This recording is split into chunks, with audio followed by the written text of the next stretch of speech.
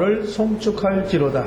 그가 왕의 마음에 예루살렘 여호와의 성전을 아름답게 할 뜻을 두시고 또 나로 왕과 그 보좌관들 앞에 왕의 권세 있는 모든 방백 앞에서 은혜를 얻게 하셨도다.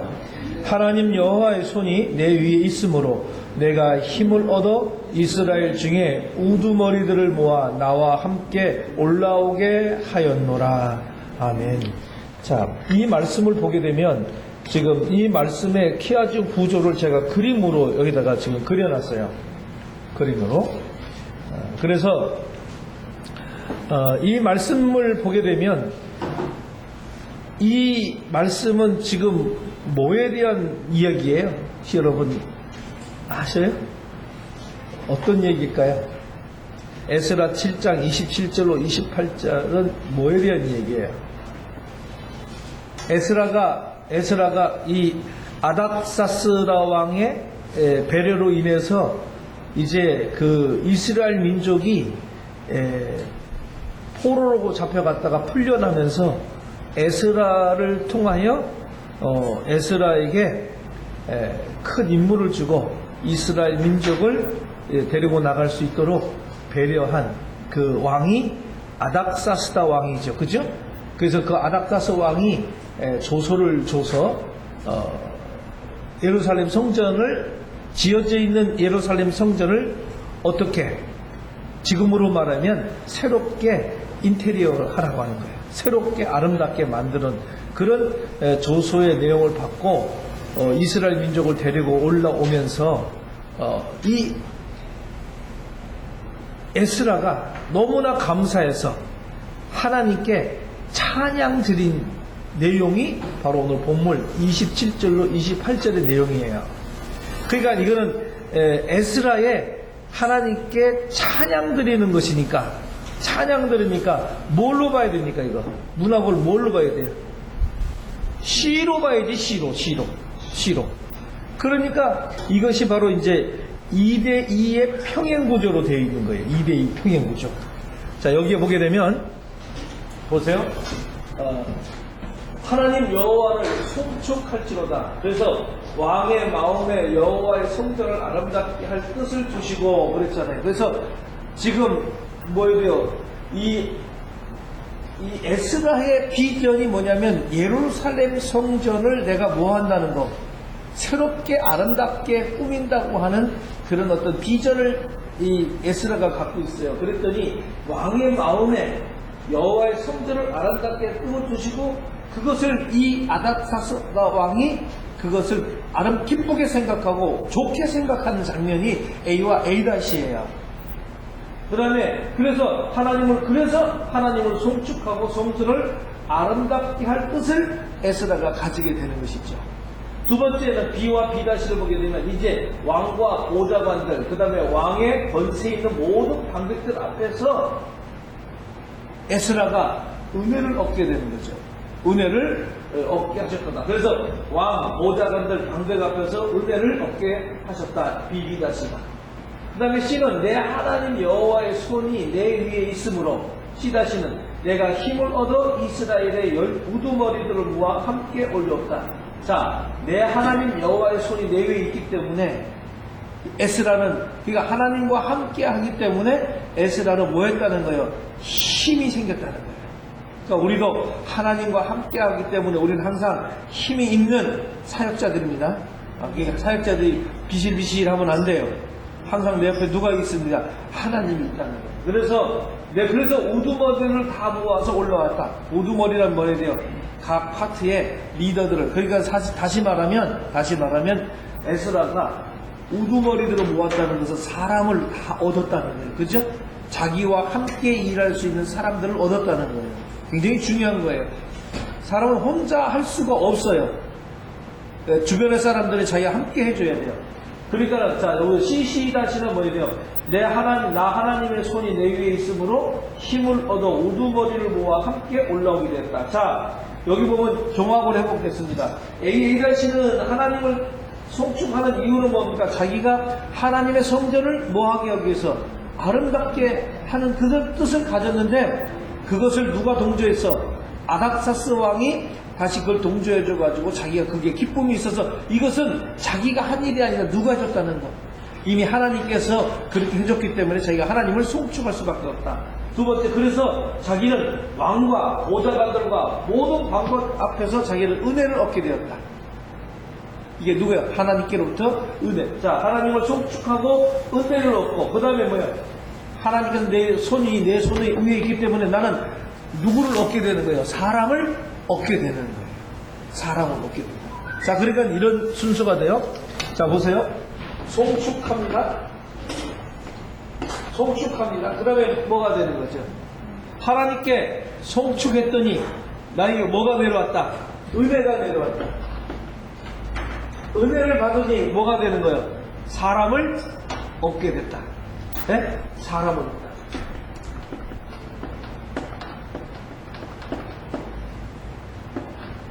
그렇죠? 어떻습니까?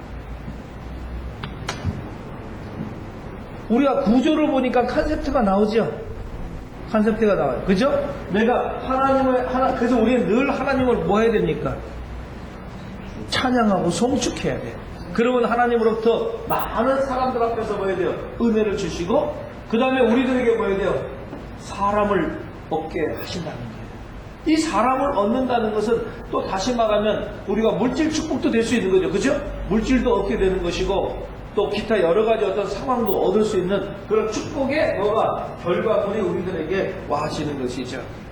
그래서 나 혼자 하는 것보다 많은 사람을 얻어 같이 일하는 것이 얼마나 좋은 것인지 우리들에게 보여주는 거죠. 자, 이것을 보게 되면 이것은 평행구조. 자, 이것은 2대2의 평행 구조로 되어 있단 말이에요. 그러니까 A, B, B', C, C' 이렇게 지금 이렇게 이 글자로 나란히 세우면 이렇게 되어 있는 거죠. 제가 도표를 저렇게 그려놨죠. 그러니까 A, B, B', C, C',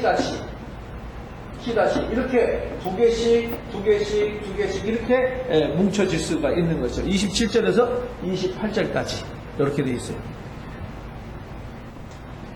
자, 그래서 이 내용은 아닥사스다의 이 왕의 지금 조소를 받았어요. 조소를 받았던 에스라가 아닥사스로 하여금 자신에게 큰 권한을 에스라에게 부여해가지고 동시에 백성들을 인도해서 지금 예루살렘으로 귀환할 수 있도록 은혜를 베푸신 이 하나님 여호와를 송축하는 사실을 지금 보도하고 있는 것이 27절로 28절까지 내용이에요.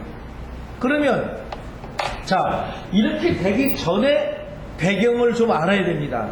그죠? 이렇게 되기 전에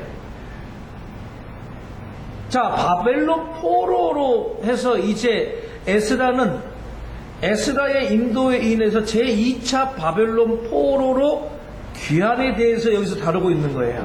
그래서 우리가 이 에스라 7장 1절로 10절에 보면은 이스라엘 제2차 포로 귀환과 관련해서 이 아닥사스다의 조서와 함께 에스라가 여호와를 송축하고 있다는 것을 다루고 있는 내용을 좀 볼 수 있어요. 그래서 여러분들 좀 구분을 해보면 7장 11절부터 7장 11절부터 20절까지 이 내용이 뭐냐면 여러분 그 성경을 보면서 좀 참고해 놓으세요.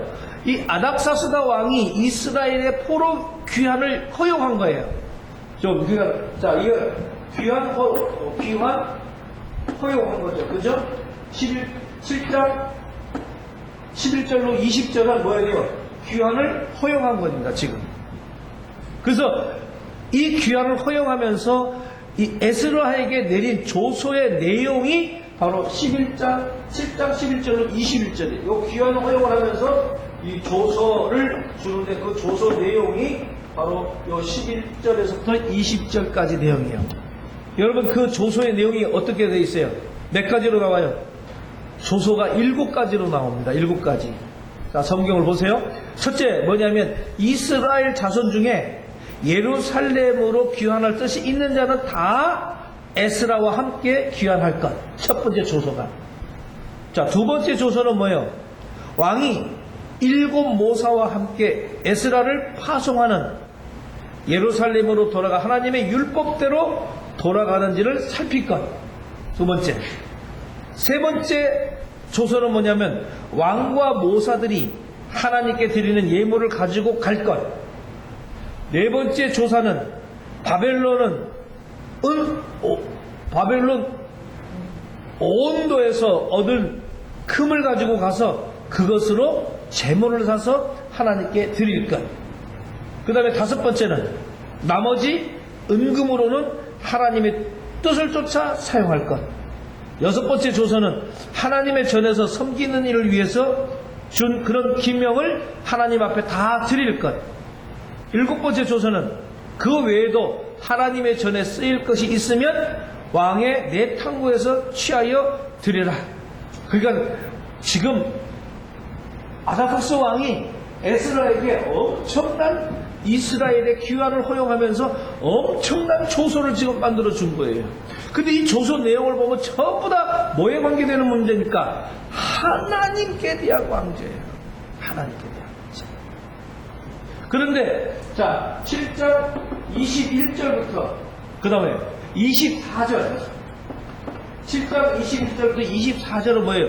이스라엘 자손들의 포로 귀환과 관련해서 아닥사스 왕이 강 서편의 재무관들에게 보내는 조서 내용입니다.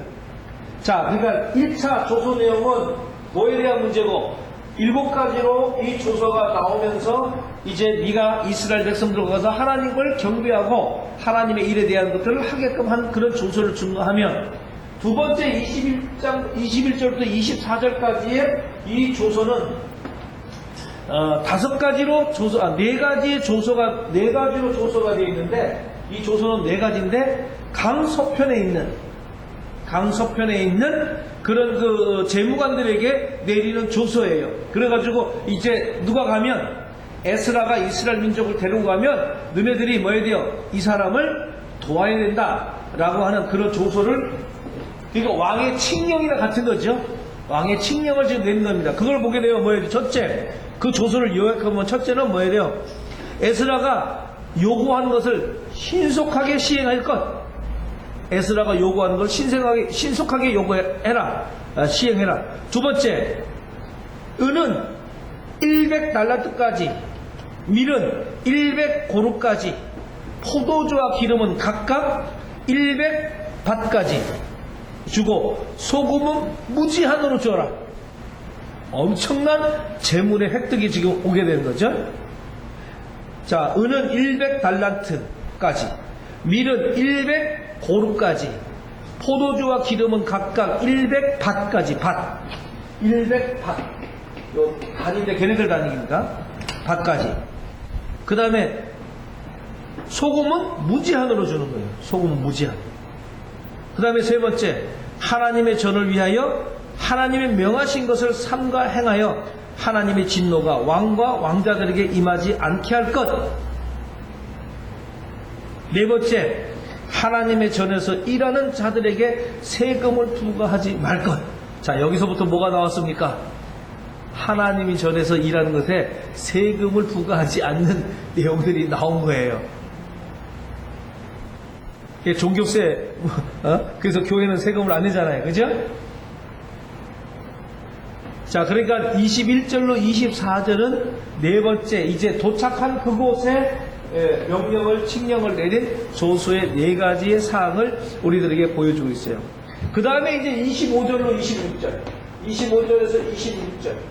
요 25절에서 26절은 이제 아닥사스다 왕이 에스라에게 부여한 권한에 대해서 보다니다. 자, 여기는 에스라의 권한에 대해서 지금 이야기해주고 있는 거죠.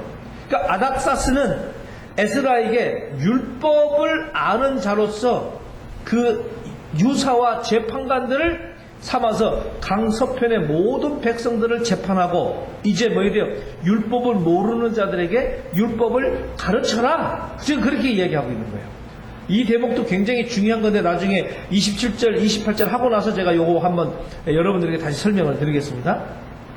그리고 하나님의 명령과 왕의 명령을 준혁치 않은 자에 대해서는 사형과 유배와 가산몰수와 구금 등을 형벌을 가할 수 있는 권한까지도 지금 부여받는 거예요. 권한 부여받아요.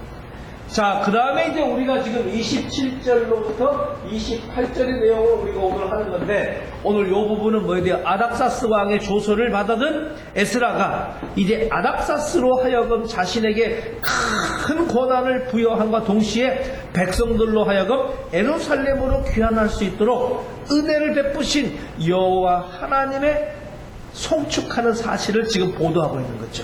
그러니까 지금까지 온 모든 내용은 다 27절, 28절의 결론. 이것은 하나님께서 해주신 거기 때문에 내가 마지막 하나님을 찬양하는 찬양의 시가 바로 에스라의 27장 27절 28절 이 송축의 찬양이 여기에 있는 거예요. 대개 지금 어떤 내용이 지금 흘러오고 있는지 여러분들 좀 이해가 되죠? 이렇게 지금 흘러오면서 마지막 이 찬양을 지금 에스라가 여기서 하고 있는 거예요. 자, 그러면 우리가 이 부분들을 좀 한번 보겠습니다. 조금씩 간단하게 제가 좀 그 설명들을 정리를 좀 한번 해보겠습니다.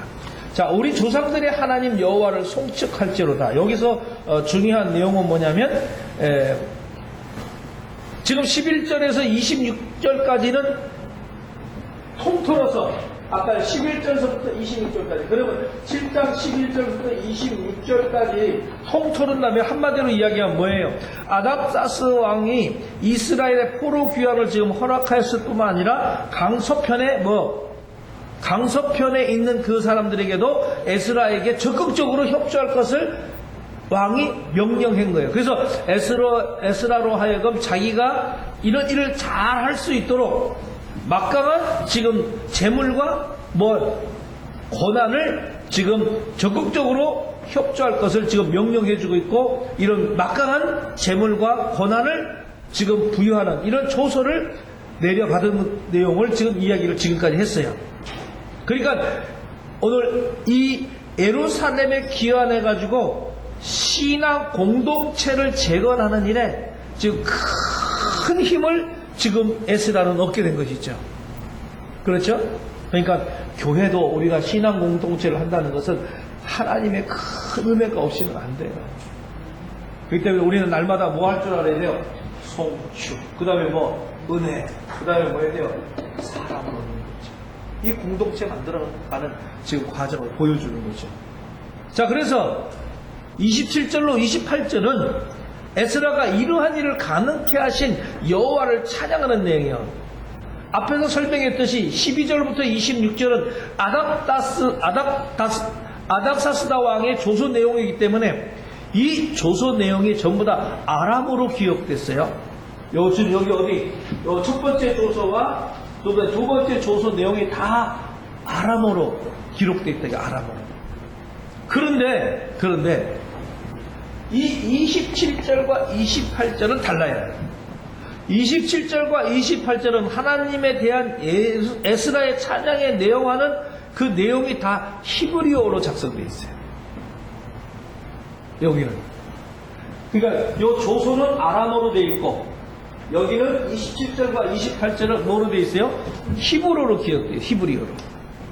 그러니까 27절과 28절 이것은 이제 7장에서 마무리 짓는 내용인데, 에스라가 아닥사스다 왕을 통해서 베푸신 하나님의 선하신 은혜와 도움의 손길을 찬양하는 내용으로 지금 시작되어 있는데, 여기서는 우리 책에는 지금 뭐 있어요? 우리 조상들이란 말 때문에 우리가 먼저 나오잖아요. 그죠? 근데 원문에는 뭐가 나오냐면 송축할지로다가 먼저 나와요. 제일 먼저.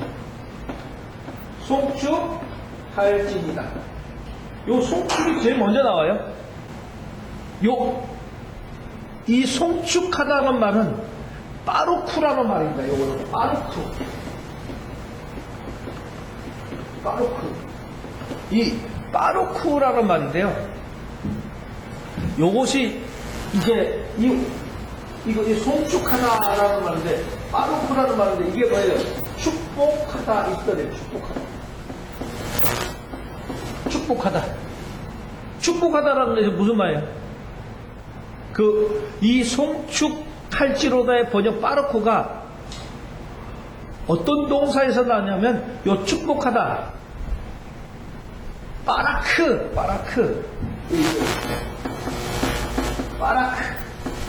바라크의 동사예요. 바라크의 동사. 바라크 동사. 그래서 요게 송축할지니라라는 말은 뭐예요? 돼요? 축복하다 그런 소리입니다. 축복하다 그런 소리. 그러니까 다시 축복하다. 요게 이게 수동태 분사로기 때문에 요걸 직역하면 뭐가 되냐면 축복 받으소서 그런 뜻이에요. 그러니까 되게 사람에게 대해서 요거 사용할 때는 이렇게 축복 받으소서라고 번역했는데 요걸 하나님께 대해서 사용할 때는 송축하다 이렇게 번역하는 거예요. 이해됩니까? 자, 그러니까 지금 에스라는 누구에게 지금 하고 있는 거예요? 하나님께 하고 있기 때문에 송축하다 그런 말을 쓰는 것이고, 요것이 사람에게 오면 뭐가 되는 거? 축복한다. 그렇게 축복한다 이렇게 되는 거죠. 그러니까는 이것이 바로 뭐냐면 이 에스라가 이스라엘 신앙 공동체를 재건하기 위한 요 아닥사스다 왕의 조서 가운데 언급된 물질적, 사법적, 행정적인 측면 모든 영역을 아우르는 아주 막대한 후원과 조력에 대한 약속으로 인해서 하나님을 자기는 찬송하지 않을 수가 없다는 거예요. 그렇지 않습니까? 엄청난 지금 영향력을 받은 거예요. 모든 법적인 권한 다 가져왔죠. 모든 재물 다 받았죠. 그렇죠? 그리고 다 하나님을 위해서 쓰라고 지금 그러니까 신앙 공동체를 이루는데 필요한 모든 것을 지금 다 받은 거예요. 자, 물질적인 것도 받았고 누구도 받았어요. 사람도 우두머리, 사람도 얻어서 얻어오고 권한도 갖고 다 지금 가진 거예요. 그러니까 어찌 찬양하지 않을 수가 없겠는가. 그래서 하나님의 선한 이 손의 도우심에 따라서 이런 결과가 있게 된다는 것. 그러니까 에스라는 외형적으로 나타나는 그 모든 현실 배후에 바로 역사의 주관자신 하나님의 섭리가 있음을 깨닫기 때문에 세속 권력자인 요 아닥사스 왕에 대한 찬사에 앞서서 하나님을 먼저 송축하는 이런 어떤 그 에스라의 신앙의 면모도 볼 수 있다. 그리고 여기서 에스라가 하나님을 송축하되 특히 뭐라고 썼습니까? 우리 열조의 하나님 여호와의 이름을 부른 것은, 자, 우리 열조의 하나님의 여호와라고 했어요. 그죠? 그러니까 아닥사스다 왕의 조서가 바로 하나님께서 열조에게 주신 그 약속을 성취하는 하나의 과정임을 깨닫게 되어진다. 다시 말하면 그 조상들에게 하나님께서 언약했던 그 언약이 지금 누구로 인해서 지금 성취되어지는 거다? 아닥사스 왕에 의해서 이것이 그 조상들에게 이야기했던 하나님의 언약이 지금 이 아닥사스 왕에 의해서 지금 뭐가 되는 거예요? 에스라에게 이것이 성취되어지는 거예요. 그래서 지금 여기다가 뭐해야 돼요? 우리 열조의 하나님 여호와를 찬송할지어다. 이런 내용이 지금 되어 있는 거예요. 그러니까 하나님께서는 이미 아브라함에게 택하신 이래 그 후손들을 당신의 백성으로 삼아서 보호하시겠다는 그 언약을 주셨을 뿐만 아니라 이제 선민 공동체가 이방 세력에 의하여 멸망당한 이후에도 다시 회복시켜 주실 것을 이 선지자를 통해서 거듭 예언한 바, 오늘 에스라는 당시 아닥사스 왕의 조서가 바로 이러한 약속의 말씀을 이루어지는 하나의 과정으로 보고 자기는 우리 열조의 하나 여호와라고 하는 그런 표현을 지금 에스라는 사용하기 시작한 것이죠. 그러니까 이게 예레미야가 지금 뭐해야 돼요? 열두 환상을 통해서 이스라엘이 망한다는 걸 보고 계속 예언했잖아요. 그죠? 예레미야 열두 환상을 통해서. 그럼 결국 이스라엘이 어떻게 됩니까? 바벨론의 포로가 되고, 바벨론에부터 이제 70년 동안, 그죠? 70년 동안 포로하다가 이제 이스라엘 민족이 이제 연이어지면서, 이제 연이어 오면서 역사는 흘러오면서 에스라에게까지 그 귀환의 그 사건을 지금 이루어지는 그런 연장성산에서 우리는 그 연대기적으로 좀 볼 수가 있는 것이죠. 자, 그 다음에 27절, 그가 왕의 마음에 뜻을 두시고 그랬습니다. 여호와께서 바사왕 고레스의 마음을 지금 감동시켰어요. 우리가 1장 1절에서. 다시 말하면 하나님께서 과거 예루살렘 성전을 재건하도록 고레스의 마음을 움직인 데 이어서 이제 재건된 성전, 그러니까 이미 예루살렘 성전은 재건되어 있는 거예요. 역사적으로. 근데 지금 그 재건된 성전을 아름답게 하도록 누구를 통해서? 아닥사스 왕의 그 심령에 하나님의 역사하신 사실을 지금 나타내고 있는 거죠. 그러니까, 자, 하나님께서는 요 1장 1절에서 바사왕 고레스의 마음을 감동시켜서 예루살렘을 짓게 하시고, 이제 누구를 통해서? 아닥사스다 왕의 심령에 역사하셔서 그 성전을 이제 아름답게 지금 다시 만드는 그런 과정입니다. 자, 그래서 이 에스라는 고대 근동 지역에 다스리던 여러 제왕들에 관한 기사와 제2차 예루살렘 성전의 재건이나 이스라엘 포로 귀환 이런 공동체의 신학 회복의 기사를 기록하면서 역사의 주관자는 눈에 보이는 제왕들이 아니라 누구라는 거예요? 그 제왕들을 움직이시는 하나님이심을 우리는 이 곳곳에서 이것을 증거하고 있는 거예요. 그러니까 지금 에스라는 당시 아닥사스 왕이 취한 여러 가지 조치에 대해서 이것을 예루살렘 여호와의 정을 아름답게 할 뜻을 가진 것으로 지금 요약 정리하고 있는 겁니다. 그러니까 에스라는 다시 말하면 이것은 우리는 이것을 성전 회복이라고 얘기를 하는 거죠. 성전 회복. 자, 에스라에 의해서 이제 성전 회복의 역사가 일어나기 시작하는 거예요. 성전 회복을 통한 성민 공동체 재건에 초점을 맞춰서 오늘 본서를 기록하는데 그 중에서도 누구? 아닥사스 왕의 역할은 성전을 아름답게 하는데 있는 것으로 우리가 보여주는 거죠. 그래서 여기서 우리가 아름답다는 것은, 자, 아름답다는 거 잘 생각해. 외형적인 모습으로 나타나는 것이 아니에요. 아름답다는 것은. 요 본문에서 아름답게 한다는 말은 파라로, 자, 아름답게 한다. 성전 회복에 요 아름답게 하다. 요거는 원형이 파아르라는 말을 히브리 말을 씁니다. 파아르.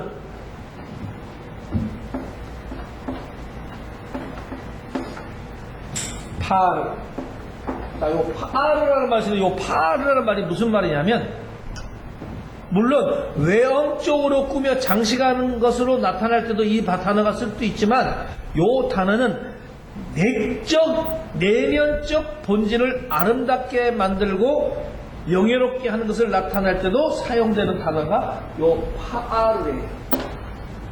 파아르. 그러니까 다시 말하면 성전 회복에 지금 성전을 아름답게 한다는 것은 외형적인 것은 문제지만 중요한 것은 뭐라는 거예요? 내면적인 것. 내면적인 아름다움을 영화롭게 하는 것이다. 그러니까 다시 말하면 이런 사실을 본다면 다시 말하면 에스라는 하나님께서 이 아닥사스 왕을 통해서 이런 아닥사스 왕을 사용해서 성전의 영광을 회복하게 하심으로 인해서 이제는 선민 이스라엘 공동체 회복에 박차를 가할 수 있도록 하셨음을 지금 자각하고 여기서 에스라는 기뻐하여 누구를? 여호와를 송축한다는 것. 그러니까 하나님의 사역은 무엇을 회복시키는 겁니까? 성전 회복에 초점이 맞춰져 있습니다. 그러니까 가장 중요한 것은 뭐예요? 돼요? 성전 회복부터 시작하여 이스라엘 민족 공동체가 이제 만들어져 가는 것을 우리는 볼 수 있단 말이에요. 오늘날 우리가 이 땅에 하나님의 교회가 먼저 세워지고 이 하나님의 공동체를 통하여 이제 사람들이 거기에 점점 많아져서 아름다운 하나님의 사람들로 이런 채워지는 역사가 일어나는 거죠. 그죠? 그래서 신약에 내려와서 이 성전 회복이 아름답게 파아르. 그래서 이 신약에 내려오면 뭐가 문제가, 어떤 문제하고 지금 다 신약이 그렇지, 예수 그리스도의 성전 정화 사건과 지금 맞닿아지는 거죠. 그래서 신약에 와서도 뭐 해야 돼요? 예수님께서 성전을 보시고 성전에서 뭐 해야 돼요? 장사하고 돈거래하고 기타 여러 가지 어떤 사항들을 보시면서 예수님께서 성전 정화 사건을 이야기한다고. 성전 회복, 구약에서 회복되시고 이제 뭐예요? 성전의 주인이 누구란 말이에요? 성전이 주인이야. 내가 성전의 주인이다. 예수 그리스도가 성전의 주인이다. 그래서 내가 성전의 주인이기 때문에 성전 정화 사건을 이루는 거예요. 성전 정화 사건. 근데 제가 말씀드렸어요. 성전 정화 사건이 한 번이에요, 두 번이에요? 네? 성전 정화 사건이 한 번이요, 두 번이요? 목사님, 네? 한 번 같아? 거기는 어떻게 해서 두 번일까? 몰라요? 두 번 같아? 우리가 이게 참 애매해요. 이런 게 좀 난해한 건데, 이 성경을 계속 잘 읽는 사람들은 이 성도들이 이런 질문 꼭 할 거예요. 우리 학생들 나한테 이 질문을 했으니까. 왜냐하면 읽어봤더니 왜 공간복음 마태, 마가, 누가에서 나오는 성전 한 번이 나오고 또 요한복음에 가니까 성전 정화 사건이 또 나오는 거예요. 그러니까 어떤 성경책에는 그 위에다가 타이틀 주제 써놓잖아요. 그냥 성전 정화 사건 이렇게 썼으면 되는데 어떤 성경책에는 성전 정화 사건 1차 이렇게 써놨어요. 요한복음에 나가는 공간복음에는 성전 정화 사건 이렇게 써놓고 요한복음에 하다는 성전 정화 사건 1차 이렇게 했으니까 아니 이거만 봐도 그럼 성전 정화 사건 2차가 있었네? 그럼 성경 본 사람은 그러면 그 것이 2차가 아니겠느냐? 그러면 성전 정화 사건은 두 번이다. 그러면 와가지고 질문, 성전 정화 사건이 한 번이에요? 두 번이에요? 그런데 이상하게도 두 내용이 만약에 성전 정화 사건이 두 번인 경우에는 아무래도 좀 내용이 달라야 되지 않겠어요? 근데 내용이 어때요? 똑같습니다, 내용이. 그러니까 어떤 학자는 지금 뭐라고 했냐면 성전 정화 사건은 한 번인데 요 마태복음에 요한복음에다가 요것을 요한복음이 나중에 썼으니까 앞에 있는 공간복음의 내용을 그대로 갖다가 옮겨 넣은 것이다. 이렇게 지금 이야기하는 학자가 있고, 두 번째, 아니다. 성전 정화 사건은 두 번인데 예수님의 사역의 일대기를 보면 요한복음에서 나타나는 성전 사건은 예수님 사역 초기에 나오는 처음에 맞이하는 그 명절에 지금 와가지고 그 성전 사건을 한 사건이에요. 요한복음에 나오는 것은. 그러니까 예수님의 사역 초기에 일어난 것은 요한복음에서 나타나다. 왜? 요한복음은 요한이 뭐 해야 돼요? 그 예수님을 쫓아다니면서 다 지금 그걸 본 이후에 지금 예수님 돌아가신 70년 이후에 자기가 쓴 거거든요. 근데 이 요한은 특이한 것은 뭐냐면, 자, 우리가 지금 우리가 요한 지금 표적을 배우고 있으니까 도움이 되는 거예요. 요한의 글은 복음서에 공간복음에 나오는 책의 10%밖에 이용을 안 했어요. 93%가 자기의 사실적인 이야기를 해서 빠진 부분이 굉장히 많은데, 그런데도 특이하게 뭐냐면 예수님에 대해서 더 상세하게 기록하고 있다는 거. 그러면 복음서 3개는, 공간복음 3개는 예수님의 인성을 이야기를 주로 했고, 요한복음은 예수님의 신성에 대한 이야기를 주로 다뤘단 말이에요. 그렇기 때문에 요한은 지금 이야기한 것은 예수님의 3년 6개월 동안의 공생의 그 기간을 쭉 발자취를 밟아오면서 그거를 다 기록하고, 공간복음에 나오는 이것은 성전 정화 사건 2년 6개월에 걸친 그 예수님의 사역을 다뤘기 때문에 초기가 없고 마지막 사역의 성전 정화 사건에 대한 내용을 집어넣은 거예요. 그러니까 요한복음은 초기, 공간복음은 후기, 이렇게 나왔기 때문에 이렇게 주장한 사람들은 정령 사건이 몇 번이다? 두 번이다. 우리가 이거 설명할 줄 알아야 돼. 한 번일 때는 왜 한 번이고 두 번일 때는 왜. 그런데 이제 많은 학자들은 어느 쪽으로 기울어지냐면 두 번 쪽으로 기울어져요. 두 번 쪽으로. 왜? 아무리 똑같다고 얘기하더라도 지금 요한복음은 사실을 지금 처음부터 기록한 학자고 제자기 때문에 그때 정황으로 본다면, 그때 상황으로 본다면 예수님께서 첫 번째 와가지고 뭘 했는데, 정화 사건을 다 했는데, 그럼에도 불구하고 유대인들은 하나님의 이 성전에 대해서 너무나도 뭐하지 못했다. 성전을 귀하게 생각하지 않냐고, 성전에 대한 질서가 아주 무질서했던 사람들이 그때 당시의 사람들이었다는 것을 두 번째 이유를 대는 사람들. 그렇기 때문에 너무나 그 사람들이 무질서하기 때문에 이 정화 사건이 후기에도 또 한 번 예수님께서 명절을 몇 번 맞이하죠? 3번 맞이하죠. 그죠? 3번 맞이하기 때문에 그 후기에도 역시 마찬가지로 그렇게 정화 사건을 했는데도 불구하고 또 그들이 그런 일을 저질렀다는 거야. 그래서 예수님께서 정화 사건을 했기 때문에 요한복음에서는 뭐가 있고, 초기에 일어난 사건이고 공간복음은 후기에 일어난 사건이다 라고 해서 학자들은 이쪽으로 가는, 두 번으로 가는 그런 견해들이 많아요. 근데 이건 우리가 요한이 아니기 때문에 모르죠. 그거는 그때 당시 사람들이 아니니까. 그래서 우리가 그런 쪽으로 우리가 생각을 하면 더 좋겠다라고 하는. 그래서 저도 가만히 보니까 성전 정화 사건은 한 번으로 이야기하는 것보다는 두 번으로 이야기하는 것이 더 낫겠다. 그만큼 그때 당시 상황은 어땠다는 거예요. 성전에 대한 문제를 아주 질서 없게 했다. 그럼 왜? 에스라 때부터 지금 에스라를 통해서 1차 성전 정화 사건을 지금 이루어가면서 뭐가 일어나고 있는 거예요? 복음서에까지 오면서 내가 뭐에 대해 교회에 못하는 것, 주인이라고 하는 사를 통해서 성전 정화 사건을 지금 이야기하는 사실을 우리가 지금 연결되어진다면, 저는 요한복음에 나오는 성전 정화 사건은 두 번이 아니겠는가라고 하는 쪽으로도 저는 기울어지는 그런 입장으로 지금 말씀을 드릴 수가 있겠습니다. 그냥 여러분들 어떤 쪽으로 가든지 정화 사건은 한 번이 중요한 거, 두 번이 중요한 것이 아니라 예수 그리스도가 누구의 주인이라는 것, 성전의 주인이라는 사실을 우리들에게 지금 알려주고 있는 것입니다. 자, 28절을 보겠습니다.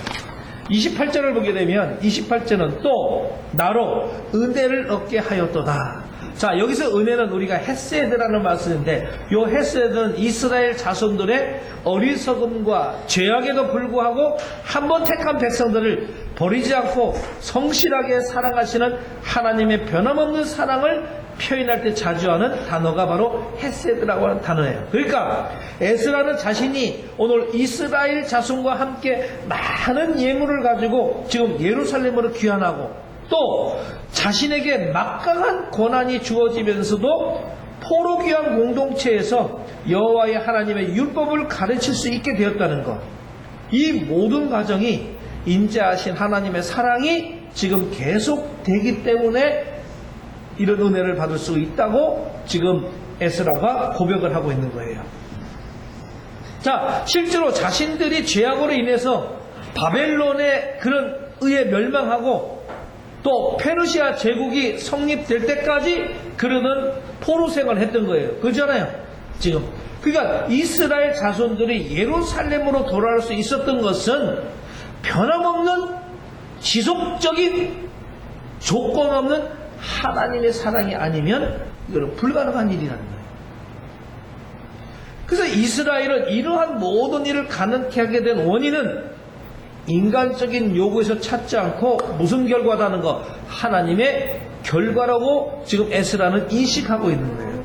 자, 그리고 이런 신앙적 안목이 있었기 때문에 에스라는 이스라엘 공동체를 하나님의 말씀으로 다시 한번 개혁할 수 있는 그런 계기가 될 수 있었다라고 하는 것을 말씀을 지금 이 본문에서 우리가 들을 수 있다라고 하는 것을 말씀을 드립니다. 자, 28절 이제 마지막을 보겠습니다. 여호와의 손이 나의 위에 있으므로 나와 함께 올라오게 하였도다 라고 하는 말씀을 지금 하고 있는 거죠. 자, 에스라가 주도한 제2차 요 포로귀환의 과정은 한마디로 요약한 것이에요. 한마디로 요약한 것. 자, 그러니까 앞선 6절에서 보면은 에스라는 자신이 여호와의 도우심, 또 여호와의 손에 의해서 지금 아닥사스 왕으로부터 신임을 받고 구하는 모든 것을 다 받았다고 지금 언급하고 있잖아요. 그죠?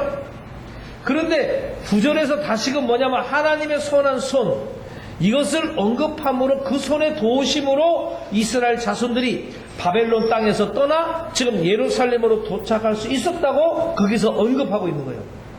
그리고 이제 에스라는 본문에서 다시금 뭘 이야기하고 있어요? 여호와의 손이라는 표현을 사용해서 그 손이 자신 위에 있음을 인해서 내가 힘을 얻었고 이스라엘 중에 두목들과 함께 올라올 수 있었다고 자기는 밝히고 있는 거예요. 그러니까 앞에서도 언급했지만 이 같은 표현은 바로 뭐에 대해요? 요거로 이런 거를 하나님의 선하신 손, 이런 표현을 뭐라고 그랬습니까? 신학적인 용어로 신인 동형론적 표현이다 이렇게 얘기했어요. 그러니까 하나님의 도우심과 베푸신 은혜보다 좀 더 생생하게 묘사하기 위해서 이런 표현들을 우리는 쓰고 있어요. 자, 이 표현은 요거는 반복적으로 사용했단 말이에요. 에스라가 하나님의 은혜가 그러니까 얼마나 생생하게 당신이 체험했으면 또 얼마나 감사했는지 지금 9절에서도 하나님의 선한 손, 또 6절에서도 여호와의 도우심, 다시 말하면 여호와의 손에 의해서 또 선하신 하나님의 선하신 손, 그 다음에 지금도 뭐 여호와의 손. 얼마나 에스라는 하나님의 은혜에 정말 그 생생한 체험을 했는가, 얼마나 감사했는지. 그래서 에스라는 이를 통해서 이스라엘 두목들이 그와 함께 귀향한 것을 지금 증거하고 있는 거죠. 자, 여기서 두목이라는 말은 이 로시라는 말입니다. 두목은 로시, 두목은 로시, 머리라는 뜻이에요. 머리, 두목. 그러니까 로시 복수형입니다. 이거 로시 복수. 그러니까는 두목 한 사람이 아니라 여러 명의 두목들과 같이 온 거죠. 자, 근데 이것은 어떤 집단의 우두머리를 지칭하지만 여기서는 각 가문의 이제 족장들을 의미하러 쓸 수 있다고 우리가 볼 수가 있어요. 자, 그러니까 하나님의 도우심으로 에스라는 각 가문의 족장들을 모아서 지금 약속의 땅으로 올라가게 되었던 것이죠. 그러니까 본문의 내용은 하나님으로부터 에스라에게 베풀어진 은혜가 지금 에스라와 함께 이스라엘 각 가문의 족장들까지도 이것이 확대되었다는 것을 함축적으로 우리들에게 전달하고 있다. 다시 말하면 하나님의 은혜로운 손길이 함께함으로 이스라엘은 물론이거니와 이스라엘의 각 가문의 족장들이 하나님의 은혜를 입었고 그 은혜로 인하여 각 가문의 족장들이 에스라를 중심으로 뭐가 됐다는 것, 하나가 되었다는 것. 이러한 사실에 대한 증거는 바로 독자들로 하여금 이들의 중심으로 어떤 일이 이루어진 것인지에 대해서 우리를 기대하게 보는 것이죠. 오늘 에스라 7장 27절로 28절에 이것을 우리가 살펴본 것처럼, 자, 7장은 6장에 예루살렘 성전 재건에 이어서 재건된 성전 중심을 통해서 뭐가 새로운 공동체를 열어나갈 인적 구성들과 그들을 이끌어갈 신앙 지도자 에스라에 대한 소개를 지금 하고 있는 거예요. 그리고 지금 페르시아 왕, 이 아닥사스 왕을 통해서 지금 이스라엘 민족의 참다운 신정 국가를 이루어가는 그런 일 중심에 서게 될 에스라에게 베푸신 하나님의 은혜의 손길, 이것들이 지금 다각도로 언급되어져 가고 있다는 것. 그래서 1절의 강해에서 언급한 것처럼 지금 7장과 6장 사이에는 몇 년의 세월이 흐르는지 아세요? 6장과 7장 사이에는 58년간의 시간적 간격이 존재하고 있어요. 이게 6장과 7장 사이에 지금 58년가량의 시간이 지금 흘러가고 있었던 것이에요. 그러나 그러한 시간적 간격에도 불구하고 요 택한 백성 이스라엘을 보존하시는 하나님의 계획은 정말 하나님의 신실하신 역사하심을 통해서 성취되어 가고 있던 것을 지금 7장을 통해서 지금 밝히고 있다는 것. 그리고 이와 함께 겉으로 보기에는 소수의 권력자에 의해서 이 세상 역사가 진행하는 것처럼 보이지만 실제로 그 배후에는 그들의 주관하시는 누가 있었다는 것, 하나님에 의해서 이 세상 역사가 진행되어 간다는 사실을 지금 7장을 통해서 아주 힘있게 역설하고 있는 거예요. 비록 우리가 약하고 우리가 별일 없는 사람들로서의 지금 우리가 한 사람의 사역자로서 우리가 가고 있지만 그 뒤에서 누가 움직이고 있다는 것, 하나님께서 보증되시고 우리들의 그 고난 속에서 우리들의 역사를 지금 이끌어가고 있다는 사실을 우리가 항상 머릿속에 기억해야 돼요. 절대 잊어먹으면 안 돼요. 내 뒤에 누가 항상 하고 계신다는 거, 하나님이 역사하고 있다는 거. 그러니까 여러분 비전을 가지고 힘있게 밀고 나가세요. 괜찮아요. 오늘 새로운 공동체를 지금 이 에스라를 통해서 지금 새로운 공동체를 열어갑니다. 이 땅에 많이 지금 되어 있어요. 이 땅에 역사는 많이 이루어졌고 이 땅에 많은 교회들도 있어요. 그러나 하나님께서는 세워진 것 속에 뭘 만들었다? 외형적인 것이 중요한 것이 아니라 내적인 아름다움을 지금 뭐에 대해 만드는 신앙 공동체의 성전 회복을 이루게 하신 것이 지금 하나님께서는 오늘 우리들에게 요구하시는 사항이다.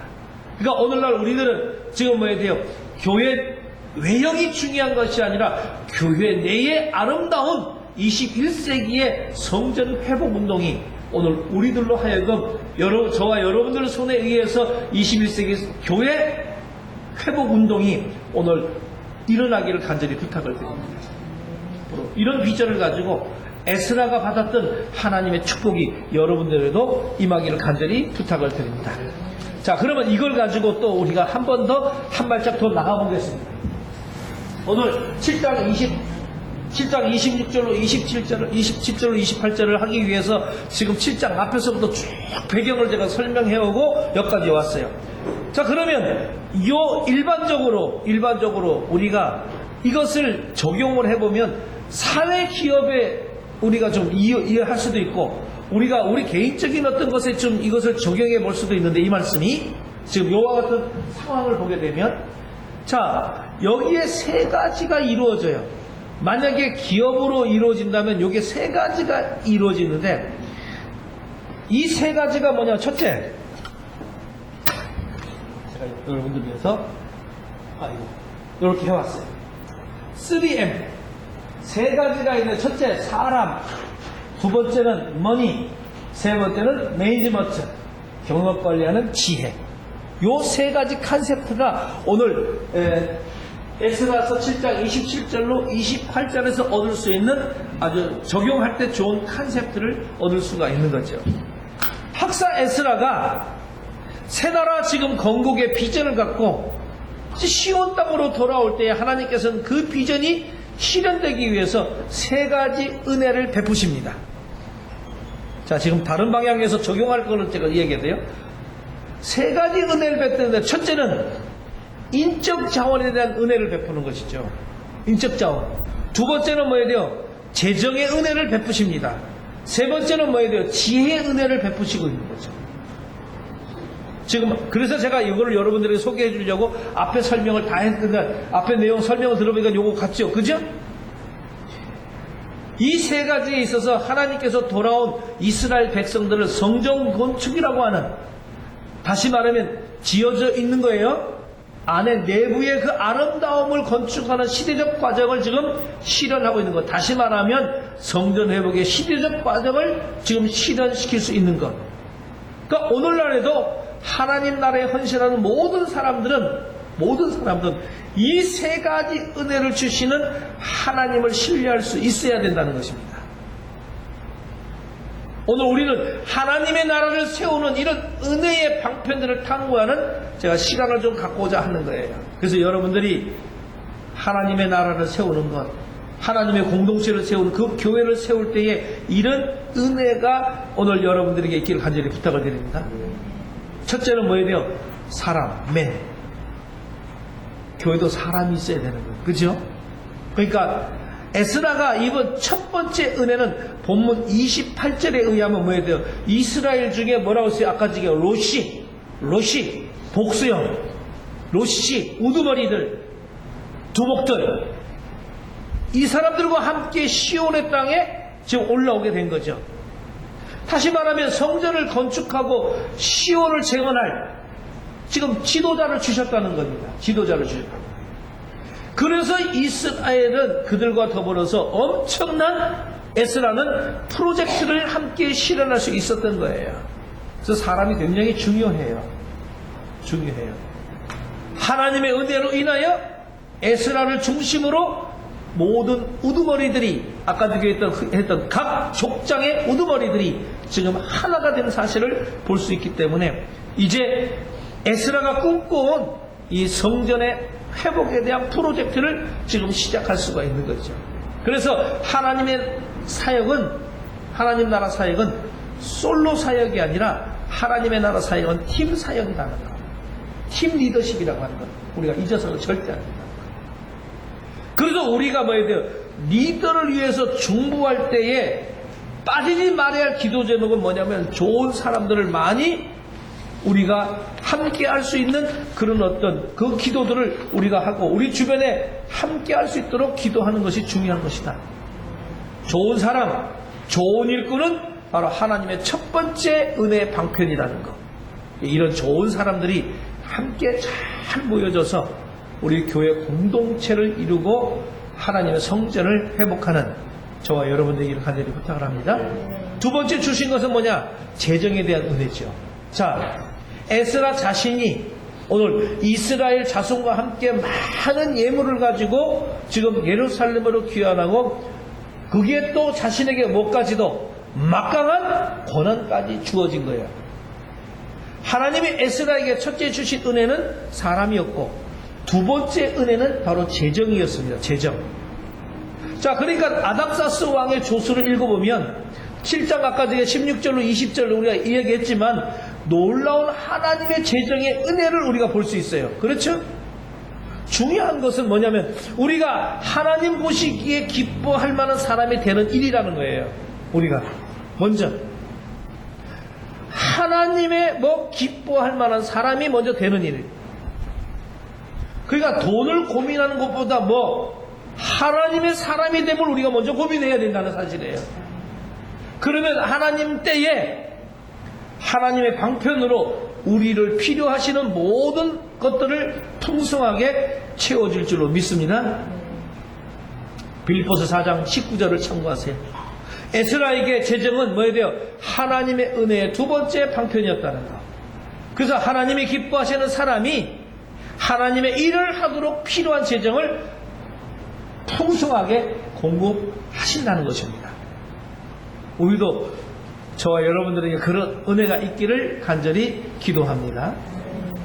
하나님의 일을 하게 되면 하나님께서는 그러니까 내가 돈에 대해 먼저 내 마음이 간 것이 아니라 우리는 하나님의 일을 하기 위해서 내가 뭐에 대해 하나님의 사람이 됨을 먼저 고민하고 먼저 기도해야 된다는 것. 그럴 때 하나님께서는 우리가 성전을 또는 교회를 운영할 수 있는 모두 재정도 주신 줄로 믿습니다. 그래서 저희도 신학교가 자꾸 사람이 조금씩 늘어나니까 힘들더라고요, 이게. 돈이. 그러니까 저 걱정 안 해요. 하나님께서 주신 줄로 믿습니다. 어떻게든지 사람들을 하나님의 사람으로 만드는 일이 우선이니까 하다 보면 주시겠죠. 그래서 제가 오늘 요 에스라의 올 아주 굉장히 마음에 들어요. 세 번째는 뭐예요? 돼요? 지혜의 은혜를 주신 거예요. 자, 시온의 땅으로 돌아오는 에스라에게 하나님이 베푸신 요 세 번째 은혜의 방편은 지혜였다는 거예요. 자, 여기서는 뭐예요? 돼요? 경영관리에 대한 지혜, 매니지먼트를 준 것이죠. 자, 시온의 땅, 새로운 땅의 성전 건축을 지금 지휘하고 새로운 사회를 건설하는 일에 가장 필요한 것이 무엇이겠습니까? 바로 지혜라고 하는 것이죠. 지혜. 자, 그런 지혜, 하나님의 지혜를 에스라에게 주셨다는 것입니다. 7장 25절이죠. 자, 그렇다면 중요한 것은 뭐예요? 그래서 내 손에 있는 내 하나님의 지혜를 따라, 이런 얘기를 지금 하고 있잖아요. 다시 말하면 이 말은 뭐냐면 내가 소유한 너의 하나님의 지혜라고 하는 것. 내가 소유한 너의 하나님의 지혜. 내 손에 있는 내 하나님의 지혜를 따라해라. 그러니까 우리는 이미 하나님께서 우리들에게 하나님의 지혜를 준 줄로 믿습니다. 그 지혜를 다시 한번 생각하고 기억하고 다시 되찾아내서 그 지혜를 활용하시기를 바랍니다. 그렇다면 중요한 것은 뭐예요? 이 지혜를 어떻게 얻을 수 있느냐는 거예요. 그 대답은 야고보서 1장 5절에 나옵니다. 어떻게 이 지혜를 얻을 수 있는가? 누구든지 야고보서 1장 5절 누구든지 뭡니까? 지혜가 부족하거든 모든 사람들에게 후히 주시고 꾸짖지 아니하시는 하나님께 구하라. 그리하면 주시리라. 하나님께 구하시길 바랍니다. 그러면 너 손에 하나님의 지혜가 있게 해주신다는 거예요. 그래서 지혜는 공부로 얻어지지만 지식은 우리가 연구하고 공부하는 걸 얻어지만 지혜는 바로 기도로 얻어지는 거예요. 기도로 얻어지는 거예요. 그래서 주인 되신 이 하나님 앞에 나와 날마다 하나님 말씀을 통하여 여러분들이 그 지혜를 구하여서 지혜를 풍성하게 얻기를 간절히 부탁합니다. 자, 하나님 나라에 헌신하는 모든 사람들은 첫째 뭘? 사랑. 두 번째 재정. 세 번째 지혜. 요 은혜를 주시는 요 하나님을 신뢰하면 하나님의 나라를 세우기 위해서 이 은혜를 우리가 구해야 되고 구하는 자에게 이 세 가지의 은혜와 축복이 여러분들에게 임하게 되어서 하나님의 아름다운 교회 공동체를 세우는데 부족함이 없다는 것입니다. 자, 그러면 아까 여기서 이게 27절, 28절로 적용을 끝나고 그래서 이스라엘은 이 에스라에게 25절을 7장 25절을 보세요. 자, 7장 25절에 뭐라고 썼습니까? 다 같이 한번 읽어보세요. 시작. 에스라여 너는 내 손에 있는 내 하나님의 지혜를 따라 내 하나님의 율법을 아는 자로 법관과 재판관을 삼아 강 건너편 모든 백성을 재판한 에스라에게 알지 못하는 것을 이스라엘 사람들에게 가르치라. 그렇죠? 두 가지. 한 가지는 뭡니까? 내 하나님의 율법을 아는 자라고 그렇게 얘기했어요. 자, 그러니까는 에스라에게 법관과 재판관을 임명할 수 있는 권한을 주었어요. 이 사람이 율법을 너무 잘하니까. 자, 그러니까는 에스라를 단순히 종교 지도자로 파송한 것이 아니라 행정, 사법, 정치 이 여러 면에서 실제적인 최고의 책임자로 지금 에스라를 파송하고 있었다는 것. 두 번째는 뭐해야 돼요? 너희가 가르치라. 자, 이거는 종교교육을 시행하고 권한을 주는 내용이에요. 다시 말하면 하나님의 뜻을 바로 깨닫게 하기 위해서. 그렇죠? 이스라엘 민족에게. 그래서 7장 10절에 뭐라고 합니까? 내가 이제 이스라엘 민족을 위하여 크게 세 가지 선언을 하죠. 첫째는 뭐해야 돼요? 하나님의 말씀을 연구하고, 두 번째는 준행하고, 세 번째 내가 이 사람 하나님의 말씀을 가르쳐 후대에 하나님의 사람들로 만들겠다고 하는 크게 3대 원칙을 에스라가 제정을 합니다. 그래서 하나님의 뜻을 바로 우리가 아는 것이야말로 하나님의 백성으로서 자신들의 정체성을 확립하고 하나님의 뜻에 합당한 그런 신정 국가를 이끌어가는 바로 미끄럼이 되는 것이 바로 뭐냐? 그들에게 어떤 하나님의 말씀을 가르치는 거예요. 오늘 우리들에게도 이 두 가지의 은혜를 주신 줄로 믿습니다. 그래서 하나님의 교회를 정말 아름답게 이제 교회 회복을 우리가 해야 될 것이고, 그들에게 뭐에 대해 하나님의 말씀을 가르쳐서 그들이 하나님의 백성으로서 자신들의 정체성을 확립하고 하나님의 합당한 뜻을 따라 살아갈 수 있는 아름다운 백성들로 세우게 하는 것이 오늘 저와 여러분들에게 주어진 하나님의 사명인 줄로 믿습니다. 그래서 오늘 이 시간 우리가 에스라 7장 27절로 28절에 있는 말씀을 통해서 오늘 하나님께서 그가 이 세 가지의 은혜를 통해서 하나님께 송축을 하고 그가 이스라엘 민족의 하나님의 백성으로 만드는 기반의 틀을 만들어내는 아주 귀한 사역자인 것을 우리가 본받으면서 오늘 저와 여러분들도 이 시대 21세기에 교회의 회복의 운동에 앞장서고 이 땅의 수많은 사람들에게 하나님의 말씀을 가르침으로 말미암아 하나님의 기쁨이 되는 아름다운 사역자 되길 간절히 부탁을 드립니다.